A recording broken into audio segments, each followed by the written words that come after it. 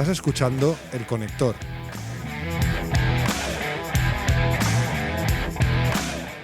Un podcast para aprender de los mejores técnicos y creativos.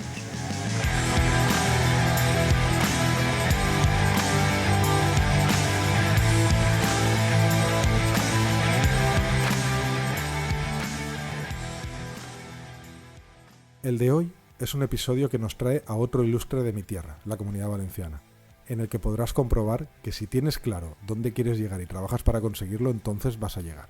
Y así ha sido el caso de Juanjo Llorens, un ilustre hoy día del mundo de la luz, quien me recuerda que todos llevamos algún talento innato dentro y que si conseguimos, como fue el caso de Juanjo, que ese talento coincida con nuestras aspiraciones, es cuando se produce ese boom y explotas todo tu potencial.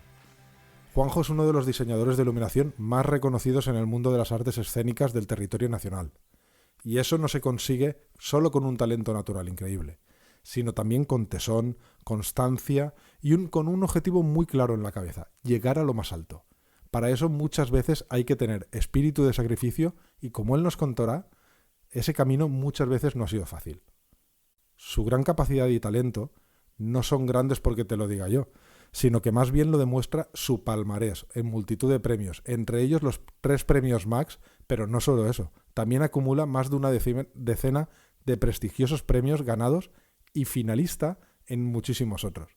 Es decir, lleva muchísimos años entre los mejores de la iluminación.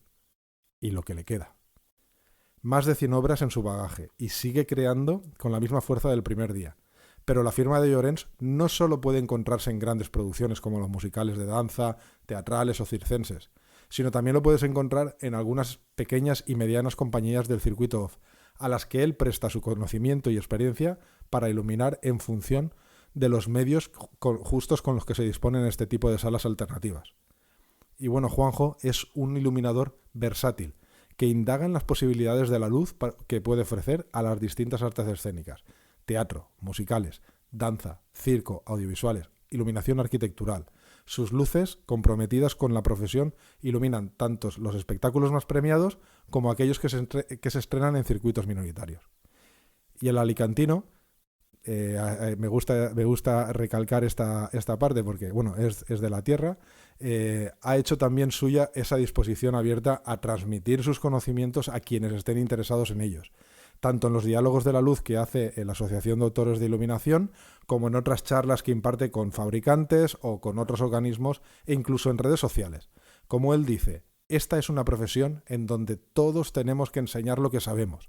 Una profesión en donde todas las herramientas están encima de la mesa y luego uno tiene más o menos gusto a la hora de utilizarlas. Y como dice él, pero ¿cómo no voy a contar mi experiencia a los demás? Y para acabar esta introducción a la persona, me quedo con una frase suya sacada de una de sus últimas entrevistas escritas, que la frase dice: si algo me ha dado esta profesión es el amor a la vida, la capacidad de relacionarte con la gente, de conocer personas nuevas continuamente. Bueno, algo que, como podréis comprobar, encaja perfectamente en su personalidad. Bueno, no me enrollo más y os dejo con la entrevista a Juanjo Llorens. Y bueno, si es la primera vez que escuchas este podcast, esto es El Conector AV, el podcast donde ponemos protagonismo en las personas que hacen posible que el show del artista o del tipo que sea salga perfecto. Esas personas que no se les ve y que un día decidí darles voz con este podcast, el cual es posible gracias a avify.net, la primera comunidad online que reúne en una misma plataforma a profesionales y empresas del sector audiovisual y que pretende ser un punto de encuentro para todos los que compartimos este mundo de la técnica, del audio, del vídeo y de la luz. Y bien, si no me conoces a mí, yo soy Juanjo Vila y además de en avify.net me podéis encontrar en Eclipson, un fabricante de productos audiovisuales, en Secartis, una asociación de fabricantes de electrónica donde yo soy vicepresidente y dirijo el sector audiovisual, y también como colaborador voluntario de Avixa, la asociación audiovisual más grande del mundo. Y bueno, ahora sí, ya pasamos a la entrevista con Juanjo Llorens, Dentro Audio. Bienvenido, Juanjo, ¿qué tal estás? Hola, muy buenas, Juanjo, tocayo. Pues bien, aquí en casa, tranquilo, que es lo que mejor podemos decir. Y bueno, pues mira, he descubierto aficiones nuevas, no de trabajo, pero sí La Wi-Fi esta que tenía aquí en casa creo que ya está esperando que se acabe el confinamiento para que la deje tranquila un poco. Bueno, entonces, a ver, para quien no te conozca, cuéntanos quién eres y a qué te dedicas. Mira, bueno, yo soy Juanjo Llorens, soy iluminador y bueno, me dedico a iluminar espectáculos escénicos dentro de todas las disciplinas, tanto danza como teatro, como circo, como cabaret, hago algún evento, también ilumino varias fachadas de grandes edificios en Madrid, en Toledo. Y bueno, y lo que no he hecho nunca ha sido ni cine ni televisión, porque ha sido cosas que creo que no se han presentado nunca, nunca han pasado por mi camino y tampoco les he tenido así especial devoción de querer hacer algo, ¿no? Yo creo que he luchado siempre por lo que he querido hacer y lo he conseguido, que son las otras artes que decía anteriormente.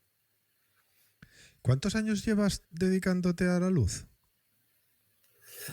Pues mira, dedicándome a lo que es el mundo del espectáculo, pues llevaré unos 35 años. Es decir, porque de muy jovencito ya era un chaval inquieto en el instituto, no es que fuera un gran estudiante, pero sin embargo estaba metido en todos los charcos y en todas las actividades que se generaban en el instituto, ¿no? Estaba metido en el grupo de teatro del instituto, allí pinchaba el sonido, cosa que negaré siempre.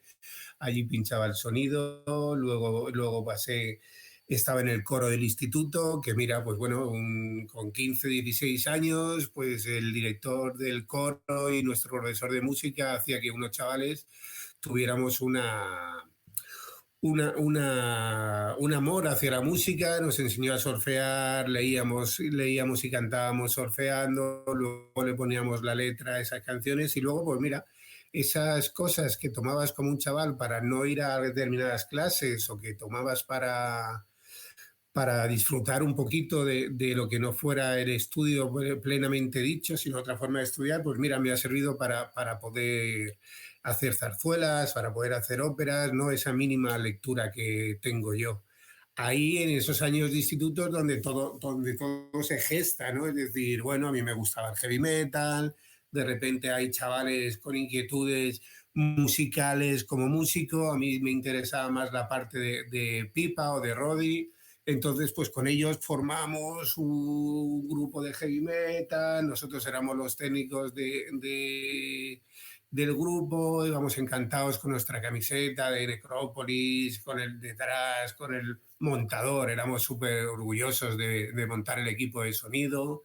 Tuvimos un amigo, Cosme, que era la persona que empezaba con el activo y el pasivo, que era electrónico, que estudiaba electrónica, y bueno, yo creo que todas esas inquietudes, ¿no?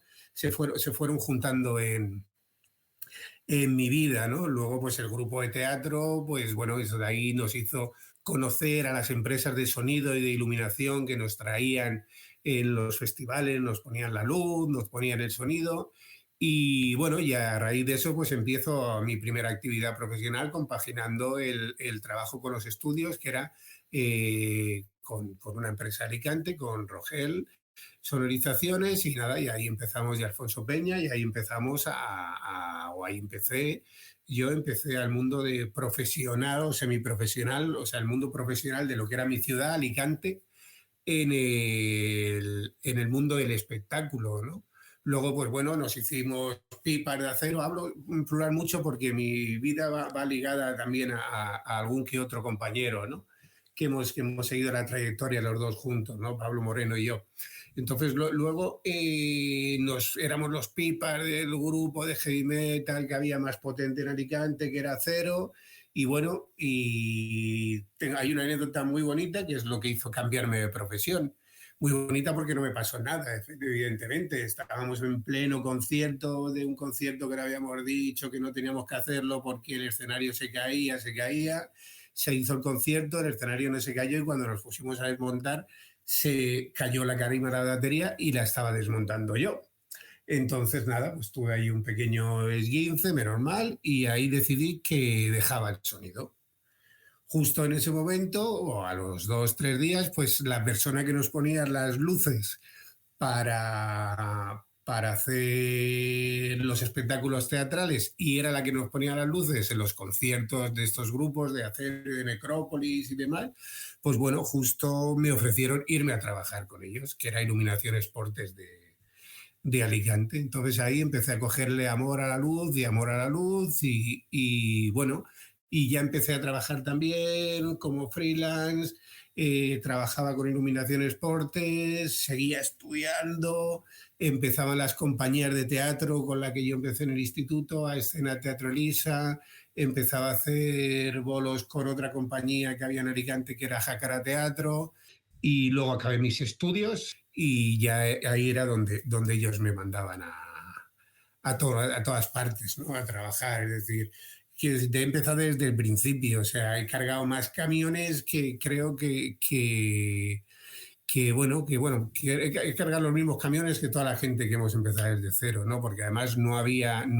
en nuestra época, no había ni estudios, ni academia, no había nada donde se pudiera estudiar esto. Y más si eres de una ciudad como Alicante, pues menos todavía, ¿no? De hecho, hay una cosa curiosa, hubo una época la época que yo dejé el sonido hasta que empecé a trabajar en luces, estuve trabajando haciendo mudanzas con la persona que nos ponía el camión para el equipo de sonido. O sea que con eso te lo digo todo, ¿no?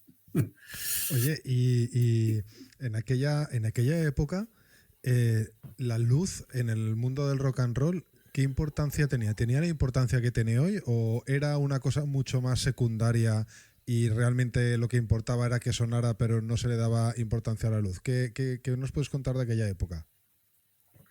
A ver, en aquella época, desde mi visión desde Alicante, evidentemente el sonido era lo fundamental.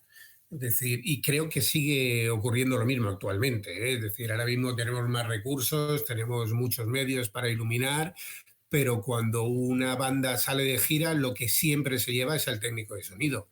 Al técnico de luces es bastante complicado que se lleven al técnico de luces. O sea, hay veces que los productores recortan y siempre recortan por el técnico de luces, lo que es el mundo de la música. Cada vez, por suerte, cada vez van más técnicos de luces, pero realmente siguen diciendo lo mismo. Se tiene que oír bien, pero bueno, con que haya 3 focos en un sitio me vale, ¿no? Es lo que suelen decir los productores, ¿no? ¿Y en el Para teatro? nosotros, en el teatro, a ver, el teatro cuando en aquella época también disponíamos, había unas limitaciones de material, ¿no? Había PCs, había recortes, había episcópicos. Entonces, bueno, en el teatro nosotros siempre, el técnico de luces sí que es necesario en el teatro, porque es el que se sabe la función y si a la función tú le has dado una dramaturgia, sea en los inicios, evidentemente, y también, o sea, porque por suerte para mí, yo siempre que he hecho unas luces las he hecho buscando una dramaturgia de la luz o buscando, es decir, cuando he hecho rock and roll, pues bueno, siempre he buscado un sentido de no molestar y de no ser un chimpancé en la mesa de luces, ¿no? A un chimpancé me refiero a no estar moviendo continuamente la luz, ¿sabes? Y si haces gira de teatro, pues bueno, tienes un diseño de luces hecho que sí que tienes que seguir para que se pueda seguir esa historia, ¿no? Entonces, claro, eso desde Alicante nosotros era lo que admirábamos de la gente de Madrid, ¿no? Tanto en el mundo del rock como en el mundo del teatro. Es decir, por fin en el mundo del teatro empezó a haber una generación iniciada por Juan Gómez Cornejo, Portano, es decir, que fue la primera, creo yo, también estaba José Miguel López Saiz, pero Kiko Gutiérrez, bueno, creo que empezó a generarse una figura que no existía, que era la del diseñador de iluminación, ¿no?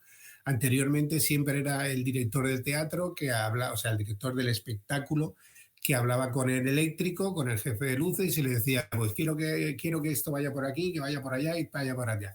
Pero era siempre el director el que habitualmente daba las órdenes. Ahora también, es decir, ahora el director también tiene muy claro cuál es el proceso de trabajo que quiere, pero ya se rodea de un escenógrafo, de un iluminador, que hemos sido los últimos de llegar al mundo creativo del espectáculo. Bueno, miento, la videoescena es el último en llegar a nuestro proceso creativo.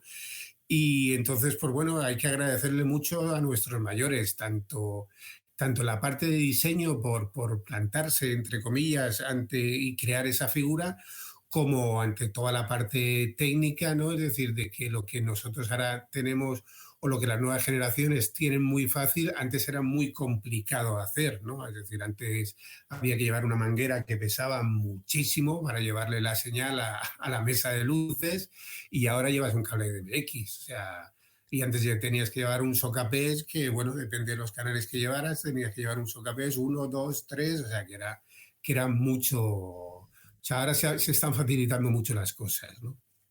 Y hablando de aquella época del teatro, tú entras en el mundo del teatro con el Teatro del Agua, ¿no? Yo, o sea, en el mundo del teatro entro con Iluminación Esportes, bueno, entro en el ¿Vale? instituto, de ahí entro en Iluminación Esportes, con Iluminación Esportes, a ser una empresa de rental. Conozco todo tipo de compañías, trabajo con todo tipo de compañías, y luego, bueno, en Alicante existe la primera compañía de teatro profesional, que es Teatre del Aigua, y yo me subo al carro con ellos, porque yo tenía claro que quería hacer una gira. Yo tenía muy claro que quería hacer giras nacionales, giras internacionales, y que quería trabajar con las mejores compañías. Eso lo he tenido claro siempre. Y entonces siempre he luchado por ello, desde muy jovencito. Entonces, con Teatre del Aigua, pues se me abría la posibilidad estoy hablando ahí, con Teatre del Aigua tendría 18, 19 años. Pero ya, bueno, pues de repente Teatre del Aigua, hacíamos Festival de Huesca, o íbamos al Festival de Cádiz, o actuábamos en Barcelona, o íbamos a Santander, o viajábamos a Almería, y de repente, pues bueno, todo eso para mí era un aliciente, ¿no? Es decir, eso de hacer kilómetros, de ir, vas en la furgoneta donde viajábamos todos, los 4 actores, el director, la escenografía, las luces. Es decir, que lo que hacíamos era, dentro de lo que era la escenografía, pues por la parte de abajo de la escenografía le poníamos goma espuma y metíamos los poquitos focos que teníamos para protegernos. En la furgoneta nos hacíamos un hueco para que, si tenía 18 años, porque conducía yo, para que los dos que condujéramos pudiéramos tener un rato de dormir, o sea, todo ilegal completamente. Ahora en estas circunstancias sería ilegal, ¿no? Es decir, nos hemos quedado tirados en la carretera sin diésel, el diésel antes había que purgarlo, es decir, de repente uno de los actores sacaba un saxofón en medio de la carretera, se ponía a tocar el saxofón, hasta que el otro llegaba con el gasoil. Y entonces, bueno, pues empecé con Teatre del Aigua y empecé a hacer lo que me gustaba, ¿no? Que era girar. Que era girar, y gracias a Teatre del Aigua, pues tengo que decir que tengo la trayectoria que tengo profesionalmente, ¿no? Es decir, porque yo en la época que trabajaba con Teatre del Aigua, pues me tenían contratado por la mañana, trabajaba para Iluminación Esportes, como que era media jornada, ¿no? Tenía partida. Y luego, los días que tenía libres, pues también estaba de freelance trabajando en el Principal de Alicante, de eléctrico, de utilero, de lo que hubiera, de lo que pidiera esa compañía. Tuve la gran suerte de conocer al Centro Dramático Nacional, tuve la gran suerte de conocer a la compañía de Víctor Ullate, la gran suerte de conocer a la Compañía Nacional de Teatro Clásico, y ahí es donde ese nexo de Teatro Principal, Teatre del Aigua, Compañía Nacional de Teatro Clásico, es lo que a mí me hace llegar a donde estoy, ¿no? Es decir, nosotros llegamos a presentar con Teatre del Aigua en Madrid, en la antigua Sala Mirador, la llevaba... no me acuerdo cómo era, Gervasio Caballero creo que es, llevaba en la antigua Sala Mirador. Entonces en esa Sala Mirador nosotros presentamos el espectáculo Un Mes, que era el espectáculo Viva la Pepa de Teatre del Aigua, que era un espectáculo de clown, de pantomima, muy crítico, muy ácido, y bueno, lo presentamos en la Sala Mirador. Era la primera vez, creo, que yo venía a Madrid más de un día, porque había venido a Madrid siempre a ver conciertos de heavy metal. El mismo día que subíamos en el autobús, nos volvíamos a bajar en el autobús. No conocía nada Madrid, no conocía a nadie en Madrid. pero había conocido a la gente de la Compañía Nacional de Teatro Clásico, del Centro Dramático Nacional, y entonces pues fui de visita a la Compañía Nacional de Teatro Clásico. Fui de visita a decir, hola compañeros, aquí estoy, me recibieron muy bien. Y luego, pues bueno, Fernando Ayuste, que era, cuando yo lo conocí en Alicante, era oficial de electricidad, pues cuando yo llegué a Madrid y fui a saludarlo, él era el jefe de eléctricos en ese momento de la Compañía Nacional de Teatro Clásico. Yo había conocido a Ramón Loredo como jefe de eléctricos y a Daniel Suárez como jefe de maquinaria. Fui a verlos un día, no estaban. Recuerdo ver un Madrid-Barça, haber ido a buscar a Daniel Suárez a la antigua Sala Olimpia y no estaba, y bueno, y ver con los compañeros, en el cuartito de la Sala Olimpia, ver un Madrid-Barça allí estupendamente, porque claro, yo no conocía más con una particular también, ¿no? De que soy culé, soy culé. Pero bueno, eso no ha hecho tampoco bueno, tengo que decir que he hecho 2 macroeventos de celebración de la 11ª Champions y de la 32 Liga en el Bernabéu, ¿no? O sea, que lo he iluminado yo porque creo que una cosa no tiene nada que ver con la otra, evidentemente. Por supuesto. Somos profesionales. Y entonces nada, pues me fui de visita al Clásico y Fernando me dijo, estaba pensando en ti ahora mismo. Estaba pensando en ti para ofrecerte 2 cosas. Hay una plaza libre en la dirección técnica, como ayudante de la dirección técnica, para encargarte de toda la parte, o sea, de ayudante técnico, para encargarte de la parte de la intendencia, de camiones, tal, gira y tal. Y luego Echanove y Flotati van a estrenar un Don Quijote en Nueva York también. Y bueno, y también tengo ahí tal. Dice, ¿tienes prisa? Digo, no, hoy tengo precisamente el día libre. Y entonces subió a hablar con el director técnico, Fernando bajó y me dijo, vente. Pero claro, a todo esto yo había ido de visita, o sea, yo no había ido a buscar trabajo ni había ido absolutamente a nada. Entonces, Fernando Ayuste, pues que había sido técnico de Serrat toda la vida, que había trabajado con Manolo Fontanal muchísimo tiempo, o sea, con Fontanal padre, mucho tiempo y demás. Y bueno, pues se la jugó por mí, por esa semana o esos 10 días que nos habíamos conocido en Alicante trabajando. Entonces le habló con el director técnico, le dijo, oye, este tío funciona muy bien, que yo creo que te va a hacer muy bien en la oficina con la persona que estás buscando. Y entonces nada, subí, me entrevisté con él. Yo tenía 23 años, mis pelos por la cintura, mi camiseta de Iron Maiden, es decir, bueno, otro mundo, otro mundo distinto, ¿no? Y entonces, claro, llegó un momento que me dijo, bueno, Pedro también era nuevo en la oficina técnica, o sea, Marsillac a su vuelta al Clásico hizo como que regeneró todo el equipo, ¿no? Hizo un equipo muy joven. Y entonces me preguntó, dije, ¿tú quieres ser técnico toda tu vida? Y le dije, yo no. Dice, ¿y tú qué quieres? Digo, yo tu puesto. Yo ahí, pues fíjate, más chulo que nada, era un chaval que, bueno, que estaba haciendo lo que era la ilusión de su vida, ¿no? Estaba girando, estaba en Madrid, no me preocupaba absolutamente nada y bueno, entonces me reuní, me dijo bueno, Pedro fue mi maestro, ¿no? Es decir, me dijo en disciplina, en organización de trabajo, me dijo, ¿cuándo puedes venir a reunirte con Citrinowski? Que era escenógrafo, muy admirado por mí, iluminador, figurinista, o sea, lo hacía todo con Marsillac.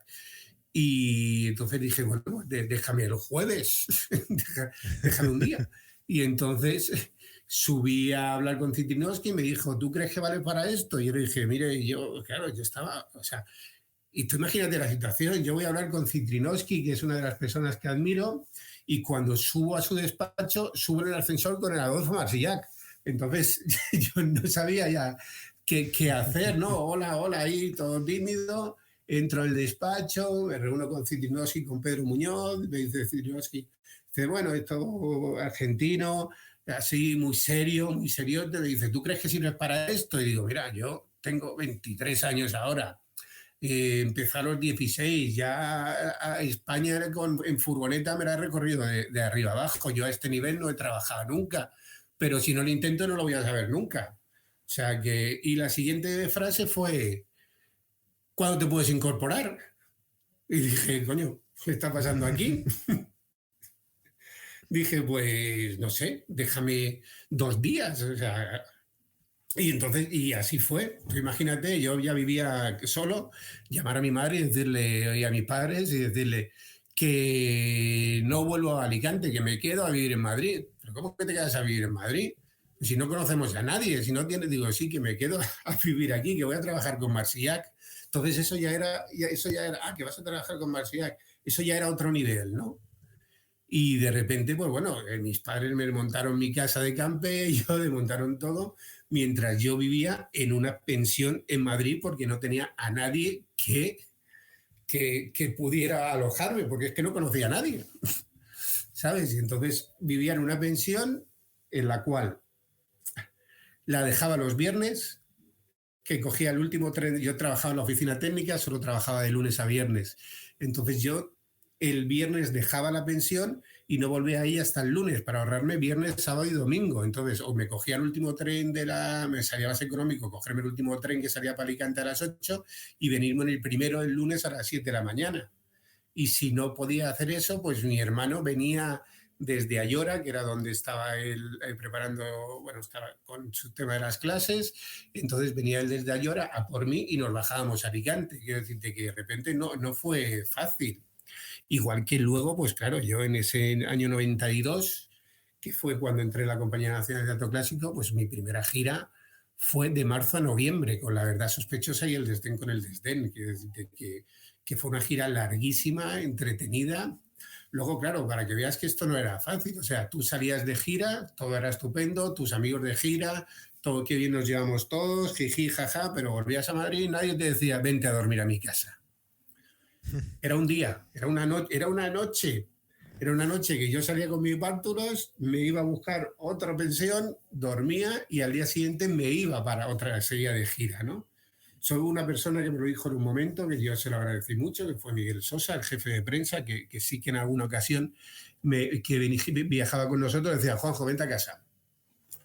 Pero quiero decirte que no fueron unos inicios fáciles. Luego vienes de otro concepto de trabajo, te encuentras aquí con gente que lleva toda la vida en esto, que son funcionarios, que llevan generaciones trabajando. Entonces tú eres ayudante de la dirección técnica, vas a tocar un foco, te dan la mano y te dicen, no toques ese foco, que tú no estás para esto, no me quites el pan de mis hijos. Entonces, coño, ¿sabes? Vas a mover un trasto y te dicen, no, vamos, bueno, pero chicos, si hay que moverlo 2 metros, no, yo soy el jefe de maquinaria y yo no lo muevo, que lo muevan los de la carga, que para eso están. Dices, joder, ¿dónde estamos, no? Y bueno, y esa es la movida, ¿no? De todo esto. Y entonces, claro, ya mi etapa en el clásico, aparte de girar por muchísimos teatros, lo que hizo fue empaparme de todo lo grande que pasó por allí. Fue empaparme de Juan Gómez Cornejo como iluminador, de Kiko Gutiérrez, de Citrinowski, ¿sabes? De Andrea Dorico como escenógrafo. Es decir, es que grandes directores, Miguel Narros, Adolfo Marsillac, Pilar Miró, Gerardo Maya. Entonces, claro, esa fue mi etapa de aprendizaje. O sea, mi etapa de aprendizaje fue en la dirección técnica, no en la luz, ¿no? La luz tuve que apartarla ahí un poco porque, claro, de repente, bueno, pues estaba en otra posición. Era muy lo que todo el mundo pretende, ¿no? Que es llegar a director técnico. Pues yo de jovencito pude serlo, no quise, ¿sabes? Pero sí que estaba ahí en el meollo de la cuestión, ¿no? Entonces me permitía pues chafar a mis mayores, ¿no? Es decir, copiar, ver, aprender, ¿no? Sobre todos ellos. Luego ya cuando vi cosas, que hablo mucho. Dime. No. Sí, estoy encantado oyendo. ¿Sabes? Porque luego, claro, luego yo con mi generación, pues que sí, con Juan Macifuentes, que sí, con Ana Casas, es decir, con gente de mi generación que eran la gente de figuración, ¿no? Con Aitor Tejada, que luego con Aitor hicimos Kamikaze, es decir, con toda esta gente, ¿sabes? Pues íbamos haciendo en salas alternativas, íbamos haciendo, pues yo hacía mis lucecitas, hacía mis cosas, ¿sabes? Entonces, bueno, eso me permitía mantenerme vivo con la iluminación. Luego, pues fíjate lo que son las cosas. Yo tenía mi plaza tranquilamente en el Clásico, llegó un momento que me aburrí y nada, me aburrí y me fui del Clásico. Que hablé con Marsillac y me dijo, mira, yo no puedo hacer más económicamente, decir, porque bueno, tú ibas a Arganda, que era donde teníamos los almacenes, ibas con un técnico, el técnico cobraba media dieta y tú no cobrabas nada.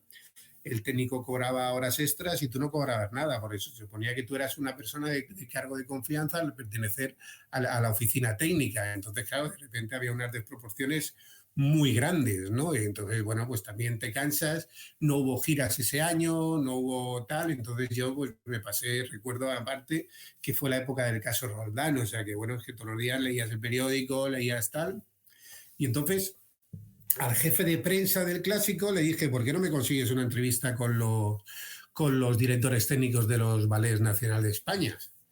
Y entonces me consiguió una entrevista con el director técnico del Ballet Nacional de España y una entrevista con el director técnico de la Compañía Nacional de Danza. Entonces, por ejemplo, dos personas que han aparecido siempre en mi vida cuando de repente, pues bueno, pues esa, yo no sé, yo siempre digo que he tenido una flor en el culo, ¿no? No me han regalado nada, pero siempre he estado en el momento justo y en el sitio adecuado.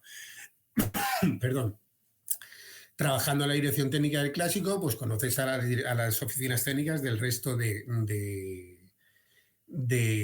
unidades de producción del INAEM, ¿no? Entonces, bueno, pues yo conocía a Paco Leal, conocía a Susayo, que era el director técnico, que es otro de mis maestros, que es actual director técnico del Festival de Teatro de Almagro y del Festival y del Teatro Circo de Murcia. Entonces, pues Paco Leal y José Carlos Plaza, que es el director con el que él ha trabajado, pues han sido personas pues, que de repente han aparecido siempre en mi vida en determinados momentos.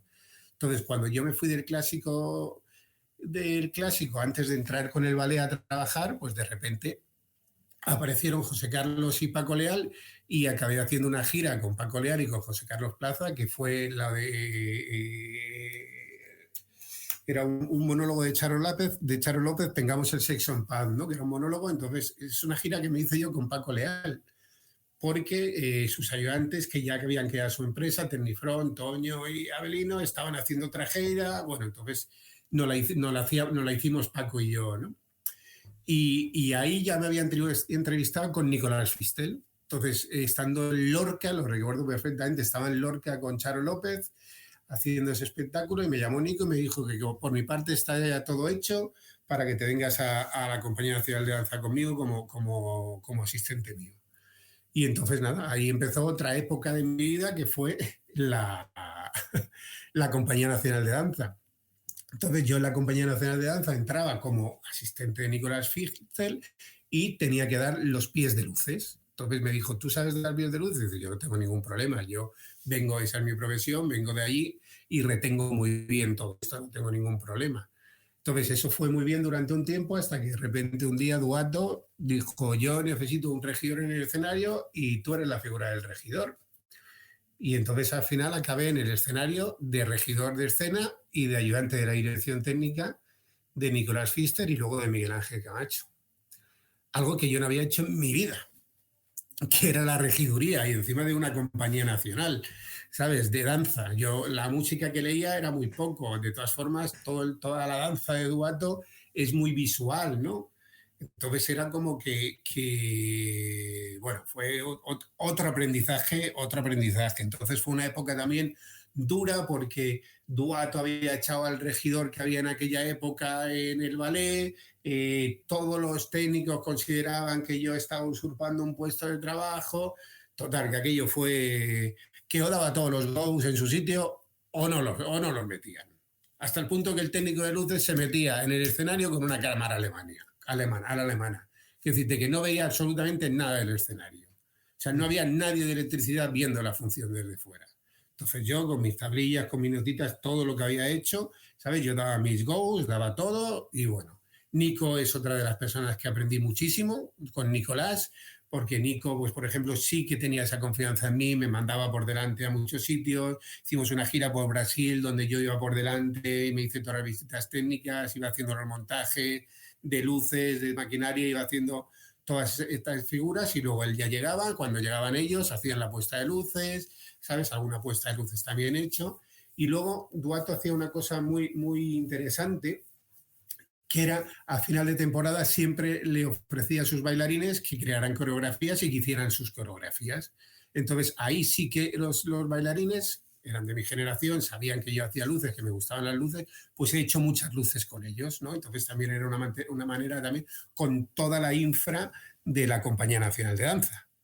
Entonces eso era también muy, muy, muy divertido y muy beneficioso para mí hacerlo, ¿no?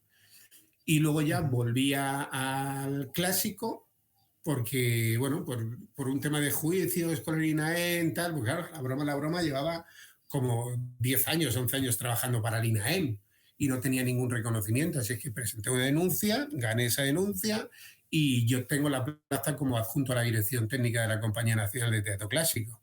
Entonces tuve que volver al clásico, volví al clásico y ahí coincidí con Esteve Ferrer, que, bueno, pues es un director con el que ya llevo 36 espectáculos hechos. Entonces ahí fue donde yo decidí, creo que fue 2002 o 2003, donde decidí jugármela única y exclusivamente con la iluminación. No quería saber nada de la dirección técnica porque la dirección técnica es una parte muy bonita, pero igual que el regidor de escena, pero es donde te caen todos los palos. Da lo mismo. O sea, te caen todos los palos. En dirección técnica llega un momento que dejas de hablar de teatro, que dejas de hablar de danza, que dejas de hablar de artes escénicas y de lo único que hablas es de horarios y de... O sea, son cosas que creo que debería hacer un jefe de personal, no una oficina técnica, ¿no? Y entonces, pues nada, tuve que volver al clásico por esa circunstancia de haber aprobado, bueno, de haber ganado ese juicio y nada, en 2003 creo que fue, pues me pedí una excedencia y me fui y ahí empecé a iluminar como tal, ¿no? Pues entonces pasaste de lo que era, pues eso, lo que tú estás diciendo, una tarea que aunque no debería ser así, resulta que es una tarea poco creativa, porque tú querías explotar esa tarea creativa y la producción técnica, digamos, que no te estaba dejando, ¿no? A lo que es ya la pura creatividad. Y ahí es una liberación para ti, ¿no? Es como una liberación. Efectivamente, porque además bueno, pues todo lo que has aprendido, todo lo que has visto, ¿sabes? Pues de repente lo tienes ahí y claro, tienes unas ganas de sacarlo todo, ¿sabes? Es decir, yo recuerdo de jovencito que yo técnico electrónicamente no era bueno. Entonces yo cuando tenía alguna avería, yo lo que intentaba era que si me fallaban 24 botes, era que no se notaran que me fallaban 24 botes. Es decir, sacarlo por otro lado. ¿Sabes? Si hacía, ¿sabes? Entonces, porque yo recuerdo siempre esos orígenes con mi hermano Pablo. Pablo era como que, Pablo, que se me ha roto esto, tío. Entonces, él si tenía tiempo lo arreglaba y si no, ya me encargaba yo de que no se notara, ¿no? Es decir, y cuando hacía teatro, pues que, bueno, pues con los pocos focos que teníamos en los sitios, pues esos focos eran los que nos llevaban bueno, pues a contar lo mismo, ¿no? Que tuviéramos 30 focos o tuviéramos 10, porque en aquella época no teníamos más, ¿sabes? Entonces, bueno, ya con este Ferrer hicimos el primer espectáculo que se titulaba Se busca impotente para convivir, con Carmen Conesa, con Miguel Foronda, con Ana Frau, con Ana Trinidad, ya el primer espectáculo profesional donde yo empecé a hacer luz de verdad, ¿no? Que bueno, que yo decía, bueno, esto ya por fin voy a ser profesional de esto, tal.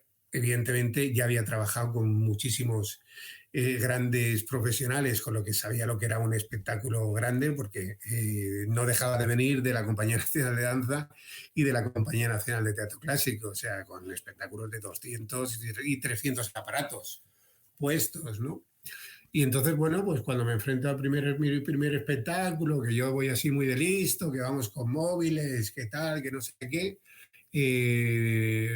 bueno, pues fue un desastre porque la mesa, la Sabolá y las Perlas, todo el mundo que eran muy buenas mesas, pero en modo teatro nadie las trabajaba. Yo venía de trabajar en modo teatro. Es una trabajaba, consola de basking. Entonces, para modo claro, teatro no era.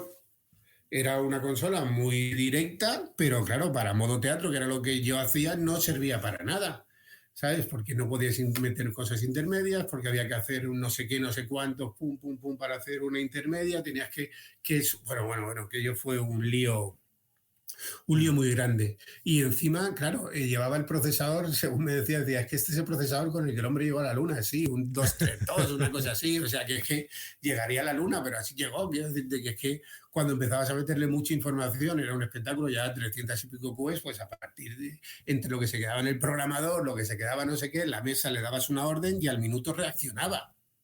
Sí, sí, sí, sí. ¿Sabes? O sea, llegamos a tener tres mesas puestas allí, tres Abolite, a ver si es que era un problema, ¿sabes? Hasta que era un problema de que no tenía potencia para asimilar todo lo que tenía en modo teatro. Sí, sí, sí, Vuelvo que a es una forma repetirlo de ahí, en trabajar modo diferente. teatro. Claro, que no es el directo, ¿sabes? Es decir, yo decía, hazme esto, y claro, él hacía sus preparaciones, y lo tenía yo, vale, ahora vamos a hacer esto, y ahora venga, mételo en secuencia. Ya había que cambiar de todo, era todo así un poquito complicado, ¿no? Bueno, ¿Sabes? Y entonces, bueno, pues y a partir de ahí bueno, pues seguí trabajando con Estela Ferrer, ya de repente, pues bueno, pues que ya de ahí, cuando ya empecé a hacer otras cosas nuevas, con directores nuevos, y bueno. Oye, ¿y la gente no se y sorprendía que tú que llevas producción técnica de repente dices, no, ahora me encargo del diseño de iluminación? O quiero hacer el diseño de no, iluminación. no, ¿sabes qué pasa? Que es que, a ver, a ver, a ver, a mí me gusta mucho la noche siempre, Ujú. ¿sabes? No voy a negarlo, es decir, he vivido mucho la noche en esta profesión ha sido importante para mí, es decir, Es una porque, profesión bueno, de porque noche. conoces a claro, pero sobre todo hay una cosa que es que conoces a mucha gente, ¿no? Y luego tú sabes que está la hora de la exaltación del amor, ¿no? Está la hora que todo el mundo está feliz y que todo el mundo, ¿sabes? Y claro, yo por la noche cuando salía a hablar, pues mis padrinos, que fueron Arturo Jerejeta y Carlos Hipólito, que eran con los que me enseñaron Madrid, conocía Madrid y los que un poquito me llevaban de la mano a todos los sitios, fueran culturales o fueran divertidos. No, pues bueno, pues a lo largo de la noche mucha gente a la que conocía, yo le hablaba de luz, no le hablaba de la dirección técnica. A mí la dirección técnica me gustaba porque me gustaba y me ha hecho tener la visión global de todo. Es decir, ¿por qué no puedo hacer esto? Porque si hago esto, el de atrás, el utilero no llega, el maquinista no llega. Es decir, todo tiene que tener una organización, ¿no? Y todo eso sí que lo he aprendido muy bien. Lo aprendí en la dirección técnica, pero yo de copas hablaba de luces, no hablaba de dirección técnica. Entonces sí hablaba de trabajo con gente que conocía nueva. Entonces es esto de decir, oye, pues digo, yo te echo una mano en lo que quieras, tal. Estamos hablando que somos gente de la misma generación, de la misma edad, que tenemos Ujú. las mismas inquietudes, que todavía no somos nadie. Entonces, claro, a lo largo de la noche te decía muchas veces, ¿no? Es la expresión que yo digo siempre, dice, ¿tú sabes ir a la luna? Y decía, a la luna yo voy y vengo 3 veces el mismo día. Ahora, llámame a las 5 de la tarde y nos tomamos un café y te digo de verdad si llego a la luna o no llego. ¿Sabes? Entonces, de todas esas veces que te lo decían a lo largo de la noche, pues bueno, si con que hubiera una o dos que te llamaban a las 5 de la tarde, pues de repente era otro paso más que daba. Si Claro. a todo eso le unes la confianza del director Estela Ferrer, que es el que continuamente, un director muy reconocido, y en aquella época estaba dirigiendo mucho, hacíamos una media de 4 espectáculos al año, que son los que a él le daban para dirigir. Él ensayaba 40 días, pues eso, los 3, 4 espectáculos al año. ¿Sabes? De ahí, pues bueno, conoces a gente de Extremadura porque has trabajado con este director, trabajas con compañías extremeñas, de repente, pues Esteba dirige en el Festival de Mérida, te da la oportunidad de producir, de trabajar en el Festival de Mérida, de repente trabajas con escenógrafos de tu generación, trabajo con Ana Garay hace una gala con Illana, la gala de una presentación teatral madrileña, y conozco a la gente de Illana, a partir de ese momento comienzo a trabajar con la gente de Illana, ¿sabes? En el teatro donde hago la gala me conocen, la gente de Illana dirige su primer musical, que es Avenue Q. Yo trabajo hago ese primer musical con Illana, hago Avenue Q, y ahí entro en el mundo de los musicales, porque hay productoras del mundo de los musicales, entonces ahí entro en el mundo de los musicales. De repente esa entrada en el mundo de los musicales, Illana dirige The Hall, hace toda o sea, hizo el primer The Hall, ahí conozco a una parte de la producción que es también de musicales que producen, conozco a Les Go, que son los que se quedan con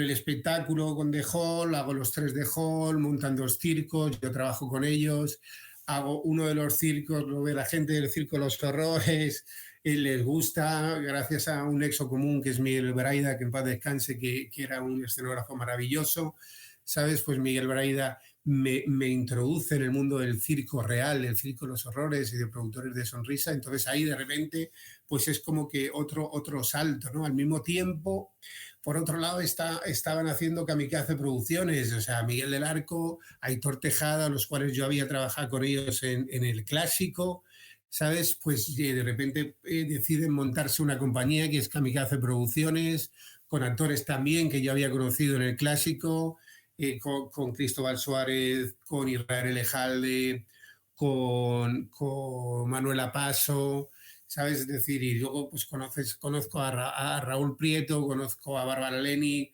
conozco a Miriam, y de repente es como que todo es ¿sabes? Todo se va complementando porque seguimos siendo gente de la misma generación. ¿Sabes? Entonces yo recuerdo la función por hacer, que es el primer espectáculo que hicimos con Kamikaze.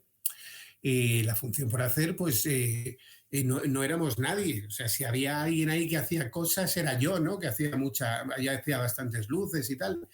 Y de repente, pues bueno, Miguel del Arco, que era actor.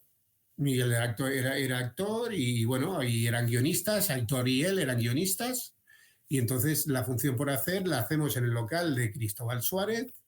Bueno, y se hace, pues, no había nada. Es decir, se hace pues para 30 invitados, que se invita a programadores, a sus representantes, y bueno, y de repente pues esa función chuta, y la programadora, si no recuerdo mal, del Teatro Lara, les ofrece la función off en el vestíbulo del Teatro Lara a las 11 de la noche, los viernes y los sábados. Entonces nos fuimos a montar la función off los viernes y los sábados a la sala off del teatro del teatro Lara. O sea, cuando acaba la función de la sala principal, se va la gente y en el vestíbulo se montan unas sillas para hacer la función por hacer, con el público alrededor, no sé, 70, 80 personas. Y ahí nace todo de Kamikaze. Viene un crítico a ver la función, Marcos Ordóñez pone la función por las nubes, de repente empieza a ser un boom, se llena todos los días, y bueno, yo creo que eso fue, me pueden decir lo que quieran, pero yo creo que eso fue el nacimiento del off real que existe ahora mismo en Madrid. O sea, hasta ese momento no había habido tanto teatro off en Madrid. Y entonces, bueno, pues Mario Gas ofrece el Teatro Español para hacer la función por hacer. Ahí le hicimos trabajamos a 4 bandas. Yo había hecho pues 11 memorias de luces para esa función, porque eran tiempos muy largos. ¿Esto qué era? Era una versión de 6 personajes en busca de un autor. Entonces, de repente era como un frío para los actores, un cálido para los actores y un frío para los personajes que aparecen. Entonces, bueno, todo eso lo trasladamos en grande entre comillas, a la sala pequeña del Teatro Español, también trabajando a 4 bandas, con el escenario en el centro.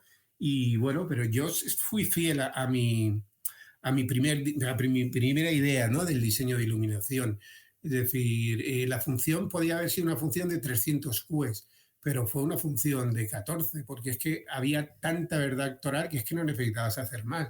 Eso sí, esos 12 QEs o esos 14 QEs tenían unos tiempos de 25, de 30, de 40 minutos, porque de repente era una función donde empezaba en un cuadrado, los dos actores, y al final, sin que tú te hubieras dado cuenta, estaba todo encendido, la luz, evidentemente, que yo había hecho de sala, que era una raya, yo marcaba siempre los perímetros de los teatros o de la sala para que la gente estuviera metida dentro, ¿no? Porque el actor estaba muy cercano. Entonces, al estar tan cercano, el actor se dirigía a la cara directamente del público. Entonces, claro, tú sin darte cuenta te habías metido dentro de esa luz y estabas metido dentro del espectáculo, ¿no? Hasta que de repente había una oscuridad total, desaparecían los personajes y volvías a ese centro, ¿no? Entonces, a raíz de ahí, pues nació también la dinámica, ¿no? de Miguel del Arco y su equipo, y entonces, bueno, Miguel ya fuimos haciendo Veraneantes, hicimos De Ratones y Hombres, hicimos La violación de Lucrecia, Miguel ofreció dirigir a Nuria Esper un monólogo que fue La violación de Lucrecia, entonces, bueno, pues ahí fuimos creciendo todos, ¿no? Es decir, pero siempre por un asunto generacional, ¿no? Es decir, entonces, bueno, pues ese ha sido el factor, ¿no? Es decir, cómo me introduje en el mundo del musical y del circo y cómo me introduje realmente en el mundo del teatro, ¿no? Bueno, y a nivel de formación, digamos que has tenido alguna formación adicional, aparte que nos has dicho que viste y al final conseguiste aprender mucho, o sea, ¿has sido mucho más autodidacta que te has formado luego? ¿Cómo ha sido ese proceso para iluminar? No, el proceso es autodidacta siempre. O sea, el proceso de mi generación ha sido autodidacta, yo he sido autodidacta completamente.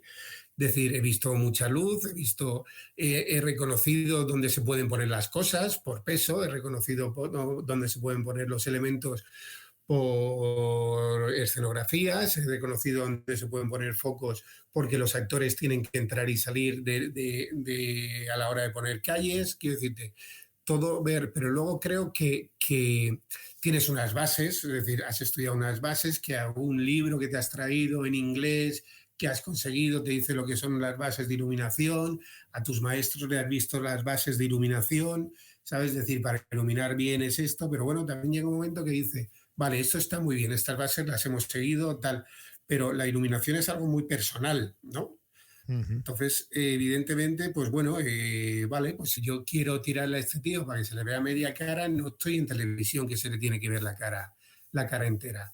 Y entonces, a base de ser valiente, de probar y llevarme collejas, ¿sabes? Y disgustos, pues evidentemente así has aprendido, ¿sabes? Porque de repente tú te quedas solo haciendo luces y dices, hostia, qué cosa más guapa acabo de hacer, qué bonito y tal. Y luego te viene alguien y te dice, vale, eso es muy bonito, ¿no? Y, pero ¿para qué te sirve si estamos haciendo una comedia? Digo, pues es verdad. O sea, ¿qué pinta esto en una comedia? Si en la comedia lo que necesito es darle luz a la cara y lo que necesito es que se potencie toda la expresividad, ¿no? del actor, ¿no? Diré, bueno, pues, pero siempre ha sido, o sea, las collejas han caído, pero bien, o sea, no tengo y siguen cayendo. O sea, no es que ahora porque seas un tipo con prestigio, porque seas un tipo que llevas muchos años a las espaldas, es decir, pues bueno, es decir, tu luz no es bendita. ¿Sabes? Tu luz no es bendita. Es decir, yo recuerdo con Esteban Ferrer trabajando, haciendo música de la familia Adams, que Esteban me dijo, mira, Juanjo, tu luz es muy bonita, pero igual que veo tu luz, quiero ver el vestuario, quiero ver las coreografías, quiero ver a los actores, quiero ver el trabajo de todo el mundo, quiero ver el vestuario, y pues, dice, pues tienes razón. Dices, entonces tu primera palabra, que siempre es no, a los 10 segundos ya la has recapacitado y le has dicho, bueno, venga, pues vamos a empezar a subir. Porque también es cierto que nosotros, cuando nos metemos en un proceso de creación de luz, sobre todo, estamos muchas horas viendo lo mismo. Y entonces llega un momento que también necesitas una visión de fuera de alguien que te diga lo que está pasando. También eso es muy cierto. ¿Sabes? O sea, que bueno, que evidentemente, y aparte los directores son muy listos y tienen muy claro, dice, sí, enséñame, tal, pero mira, podíamos probar esto, y de repente pues también te van reconduciendo hacia su sitio, ¿no? Que es donde ellos quieren estar, ¿no? Entonces, sin quitar tu sello, evidentemente, si te han llamado por algo, es decir, tú tienes un sello de trabajo, una paleta de color también y una forma de trabajar. Evidentemente, si trabajas con ellos es porque les gusta esto, pero no por eso tú te tienes que cerrar a que, o sea, es un trabajo en equipo, ¿sabes? Y evidentemente el director es el que sabe el vestuario que ha elegido, el que sabe la escenografía que ha elegido, el que ha elegido, el que mete el visual, el que mete todo. Y es lo que hace un poquito que nos abran, que abrirnos los ojos, ¿no? Muy bien. Pues de todo este trabajo que haces, o sea, en la parte de iluminador, ¿qué es a ti la parte que más te gusta, la que más disfrutas? Cuando hago la luz, es decir, cuando me quedo solo con las personas necesarias para poder hacer mi trabajo, las personas necesarias para poder hacer mi trabajo, que se le olvida casi siempre a los productores y a los directores técnicos, es yo necesito a mi programador al lado y luego necesito a un maquinista por si tiene que montar, por si hay que mover decorados, necesito a un utilero por si de repente necesita sacar algo, si no es la misma persona, y necesito a un regidor que esté conmigo, que es el que sabe que toda la composición del espectáculo. Eso es lo principal. Y esos momentos que habitualmente no hay ruido en el escenario, que por desgracia siempre son las noches, poco a poco vamos consiguiendo que en las grandes producciones, que eso sea de día, ¿sabes? Pero esos momentos son los momentos más bonitos, que son los momentos de pintar con la luz, ¿no? Es decir, son los momentos en los que tú estás, te recreas, no tienes que escuchar a nadie. Entonces son los momentos que te levantas de la silla o te levantas de la butaca después de trabajar y dices, qué bonita es la luz. Y luego haces, hasta que llegan los actores.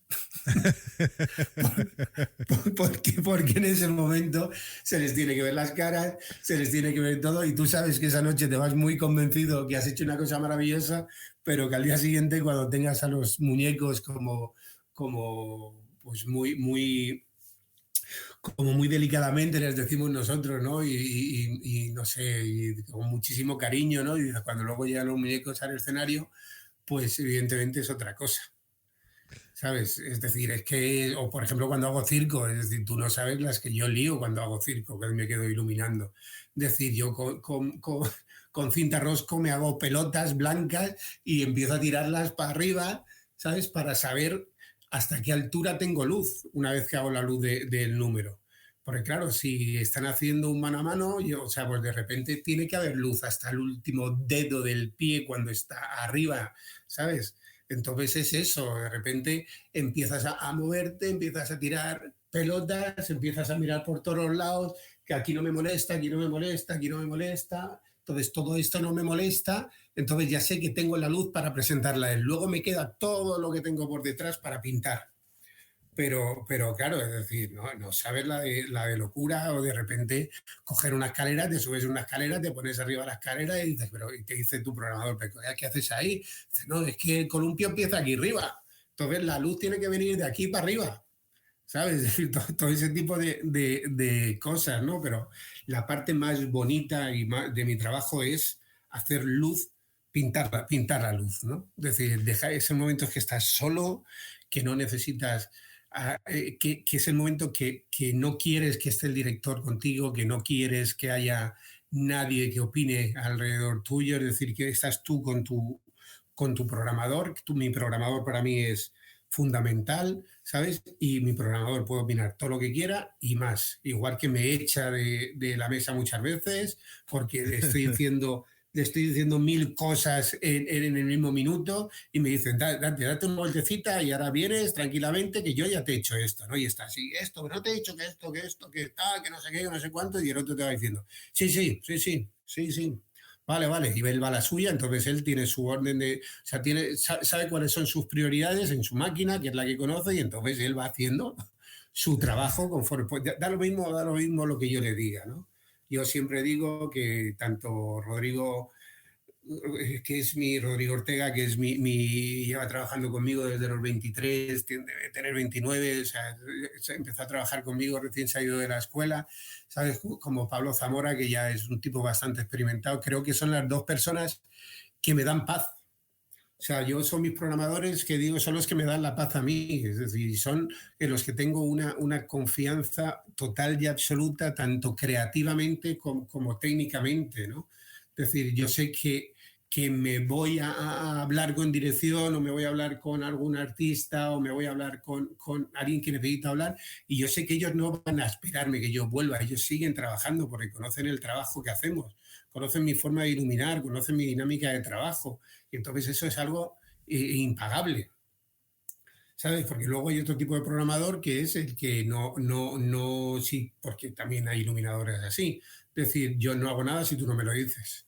Yo prefiero echar una bronca, entre comillas, a alguien por no haber hecho nada y decirle, pero si eso no te lo he pedido yo, ¿sabes? Pero de repente hemos adelantado una hora de trabajo y en esa hora de trabajo estoy poniéndole un pero, ¿sabes? Que no decirle, o sea, no has hecho nada, llevas aquí una hora esperándome y no has sido capaz de hacer nada, ¿sabes? Esa es mi forma de ver el trabajo, ¿no? Que es fundamental, el trabajo de tu equipo es fundamental y pintar un escenario solo con tu programador es maravilloso.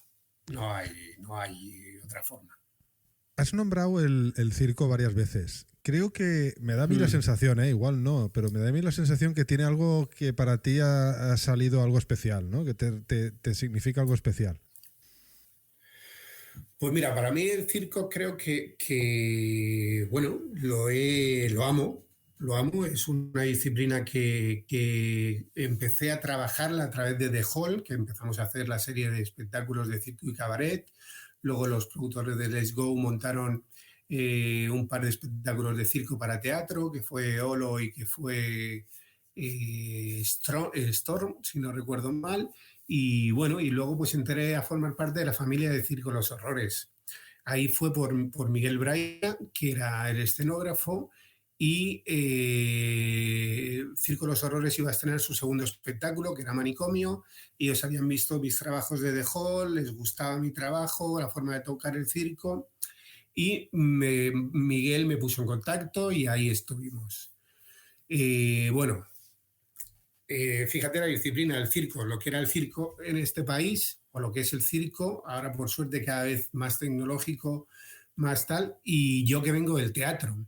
Entonces yo entro en una carpa, a trabajar a una carpa, a hacer circo de 360 por primera vez en mi vida, con unos aparatos que, bueno, pues consigo que compre material de segunda mano, consigo Stay Zoom, consigo Stay Color, consigo Max 600, o sea, cosas que ya llevaban 20 o 25 años en el mercado, quiero decir, que no es que fueran última generación, ¿no?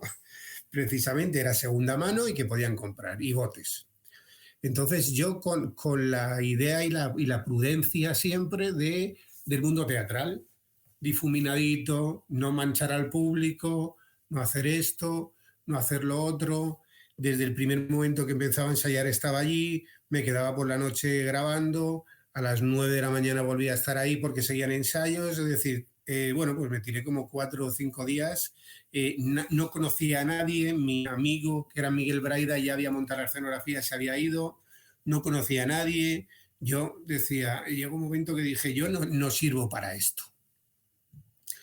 Y me reuní con Suso y con Manuel González y les dije, lo dejo, abandono el barco, no me considero capaz de iluminar esto, no sé iluminar circo. Entonces, de repente me dijeron, ¿cuántos días llevas sin dormir? Y digo, pues por lo menos 4. Y dice, pues mira, vete a dormir, mañana te vienes a las 8 de la tarde y si decides irte, nosotros lo entendemos y bueno, nos fastidia, pero bueno, y él saldrá. Y si decides quedarte, bienvenido estás. Hasta ahora no tenemos confianza, no hemos hablado contigo. Hay cosas que nos gustan más, hay cosas que nos gustan menos, pero tu trabajo nos está encantando, nos gusta tu trabajo. Luego encima había un número pues no me acuerdo ahora la especialidad que era, bueno, que tuvimos que repetir como 8 o 10 veces porque este tipo no se sentía muy cómodo y era joder, no recuerdo su nombre, discúlpame, el cilindro este que tiran para arriba, lo recogen con una cuerda, ¿sabes? Bueno, me acordaré. ahora. Sabes que era un número fácil, por decirlo de una manera, que no era un número peligroso de que nadie se matara, ¿sabes? Y sin embargo, de diablo, era un número de diablo. Entonces, este número de diablo también como que tuve que repetirlo 8 o 10 veces y coño, que tiré la toalla. Pero así de claro, dije, no soy capaz de hacer esto. Entonces, al día siguiente, a las 8 de la tarde, me presenté allí y me dijeron, ¿qué? ¿Te quedas o no te quedas? Y dije, me quedo. Entonces, cambié mi chip completamente y dije, al público me da exactamente igual que se deslumbre. Pues porque si no, no consigo llegar ahí arriba con la luz. Me voy a olvidar de ponerlo todo difuso, porque con el material que tengo, si empiezo a difuminarlo todo para que quede bonito, se pierde toda la luz y no tengo luz. Entonces voy a hacer mi trabajo como lo sé hacer y me voy a olvidar de los prejuicios que traigo del teatro, que es molestar a la gente y que es que todo esté limpio, ¿sabes? Y así fue donde encadené ya. A partir de ahí hice mi primer Price con productores de sonrisas, al año siguiente Price, hicimos Cabaret Maldito con horrores, hicimos Apocalipsis con horrores, hicimos Circo de Hielo, el 1, el 2, Ciclas, quiero decirte, y a partir de ese momento todo lo que es circo con productores de sonrisa y circo de los horrores, pues me encanta hacerlo. De hecho, ahora mismo, si no hubiera sido por esta pandemia, estaríamos en París presentando en el Cirque de l'Hiver, presentando el Circo de los Horrores, el origen, porque teníamos estas fechas ahora mismo allí en París. Bueno, seguro que hay una nueva oportunidad, de eso no me cabe duda. Oye, la lista de premios que has ganado es impresionante y la de nominaciones ya simplemente interminable. De todo el palmarés que tú tienes, que es, en la introducción del capítulo lo he comentado, ¿cuál de todos los que has ganado es el más especial para ti y si es que hay alguno? Y si hay alguno, ¿por qué?